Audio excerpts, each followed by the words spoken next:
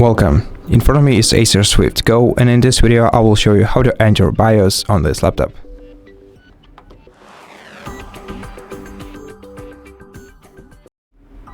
First of all, your laptop has to be turned off, and when it's turned off you have to press the power button once, then repeatedly press the F2 key until BIOS menu appears on your screen.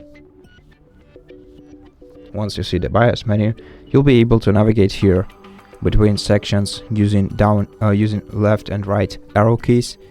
You can select specific settings using down and up arrow keys, and to change the value of the setting, press enter, then change the value and press enter again, or press escape to undo.